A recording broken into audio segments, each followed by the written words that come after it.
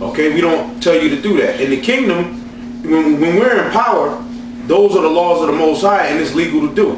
But we're not telling any of you to go out there and do that, because your ass will be sitting in a goddamn jail cell. We ain't telling you to go and do that. We just bringing the information out in the scriptures and breaking it down the way it's supposed to be broke down. See, a lot of you, with you other Israelite groups out there, a lot of you are too fucking emotional, man. Yeah. You're too fucking emotional, and you think like a bitch, and your logic is like that of a bitch. Women don't deal with logic. When it comes to logic and women, it does not match. And a lot of you different Israelite groups out there, you really got the spirit. You really got the spirit of bitch ass niggas, man. You really think like bitches. But now the whole thing about a thing that Sarnetta was saying, well, you know, Brother Polite says the black woman is God. No. Okay, look. Polite said the black woman is God. That's right. So she ain't about to get raped by no Israelite. In your Bible, but we ain't gonna go there. Black woman. Hey, you know what? Black woman is God. And this and that. And you guys always referring to the greatness of Egypt and Egypt this and Egypt that. I got a name for you. Do you know who Queen Hatshepsut was? Queen Hatshepsut, I believe, was the first female Egyptian to sit on the throne in Egypt. Now I'm going to read, and the only, and I believe the only, but we're going to research and delve into it more. We're going to delve into it some more. This is just the beginning. So you guys touching the surface. By coming at us with your madness, like Elder Tahar, all you're going to do is make us go deeper and dig up more information, man. We get into this thing. Yeah. When you mess with us, it's like waking up a sleeping giant, man. That's right. So now we're going to delve deeper into your madness and debunk you through the Spirit of the Lord with your own madness, man. That's right. And with the scriptures. And this is a shout out to you, Bro Polite, because you saying the black woman is God and this and this and that. But let's see what your gods, the Egyptians, thought. Now I'm gonna read the beginnings, and we're gonna read through this whole history. I pulled this history up, and there's books that you can read the information in. But I don't have one of them right now. I'm right here on the internet, and this information is solid. Which you guys pull information up from the internet too. Yep, you pull information up too. Now it says Queen Hatshepsut, born circa 1508 BC. Queen Hatshepsut reigned over Egypt for more than 20 years. She served as queen alongside her husband Thutmose II.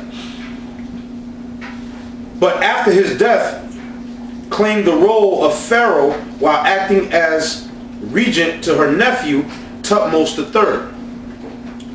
It says she reigned peaceably, building temples and monuments, resulting in the flourish of Egypt. After her death, Thutmose III, which was her nephew, erased her inscriptions and tried to eradicate her memory.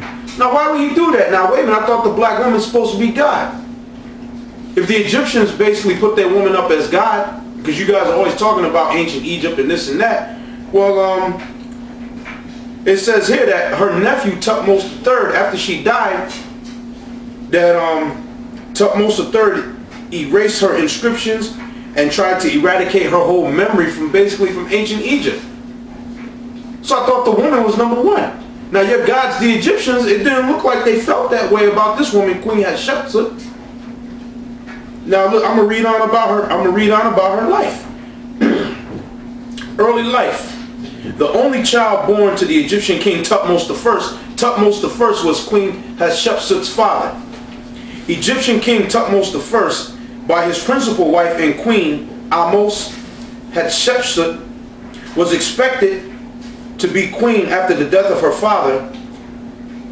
At age 12, Hatshepsut married her half-brother Thutmose II. At age 12? Wait a minute, this is Egyptian history. Yeah. Okay, at age, so that means she became a woman and got married at 12. Now hold on, this wasn't the Israelites that did this. This was an Egyptian. This was the Egyptians. So you guys demify us. You demonize us because we said that girls can start having sex and be married at 12. Now what about that? How about that?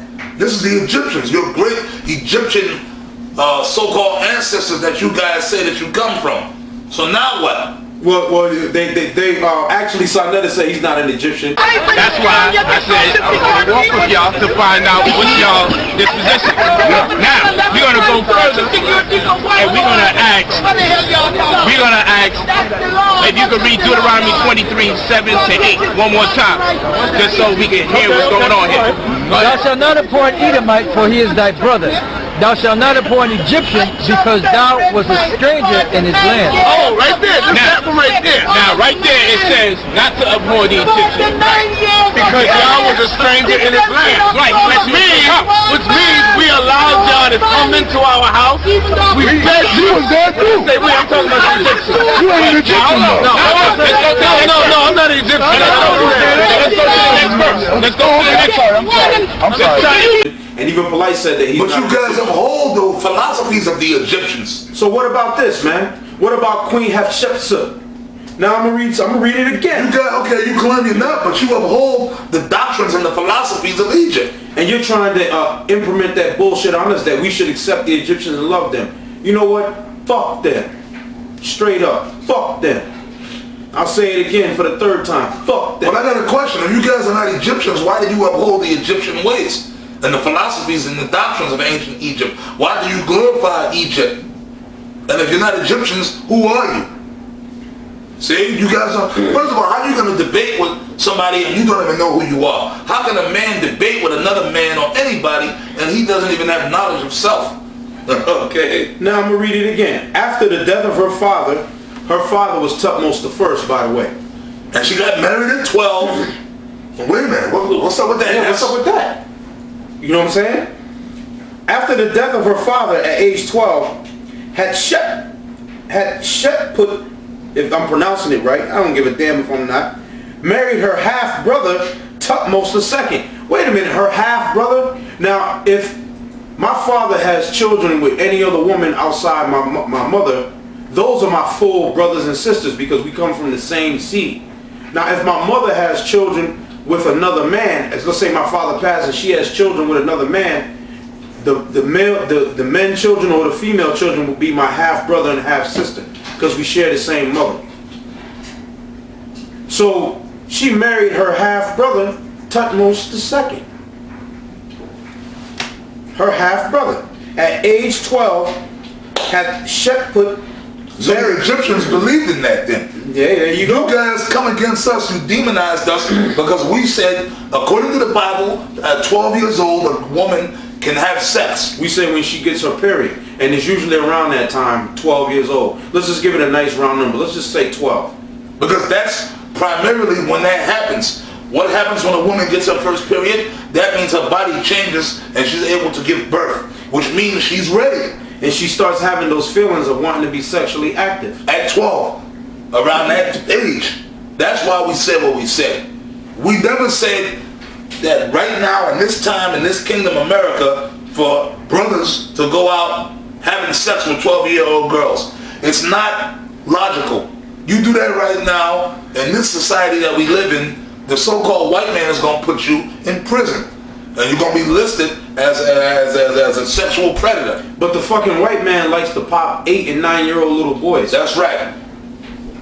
Okay? Because he's a hypocrite. He's the devil. Yeah, he's the fucking devil. But what about that? That's an ancient custom that not just Israel, that's not just contained to only Israel. The Israelites practice that, and all the other nations practice that. Let me say this too, since the brother's talking, because I know that this guy Polite, I think he deals with Islam too.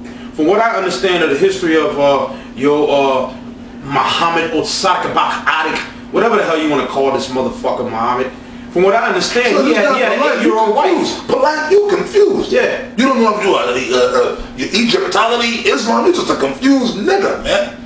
Now, one of the things I want to say about this, and I'm going to look more into it. I'm going to look more into the history on it. But from what I understand, Muhammad had an 8-year-old wife named Aisha. ولنا في رسول الله صلى الله عليه وسلم قدوة حسنة حيث عقد على زوجته عائشة وكان سنها 6 سنوات وبنى عليها يعني دخل عليها صلى الله عليه وسلم 9 سنوات. يقول 6 سنوات. لا، عقد عليها وهي 6. وتزوجها يعني مثلا. العقد في 6 والبناء اللي هو الدخول في 9 سنوات. ولنا في رسول الله صلى الله عليه وسلم نعم. أسوة حسنة. يكون البلوغ عندنا في بعض البلدان الإسلامية البلوغ يكون في السنة الثامنة والعاشرة. يعني في اليمن ممكن البنت تحيض وهي بنت 8 سنين. في الدول الباردة في روسيا وروسيا البيضاء والدول الاسكندنافية ونيوزيلاند وكندا وغير قد لا تبلغ البنت وحتى تبلغ 22، يعني لا تحيض إلا بعد هذه السن. أنا سؤالي لك أنه واحد عمره 12 سنة، واحدة عمرها 11 سنة، هل هذا الزواج منطقي مجاز شرعيا؟ إذا كان الولي الأب، ما هو الولاية تنقسم إلى قسمين، يا يكون الولي هو الأب، فإذا زوج الأب ابنته على الرجل الكفء لها فهذا طبعا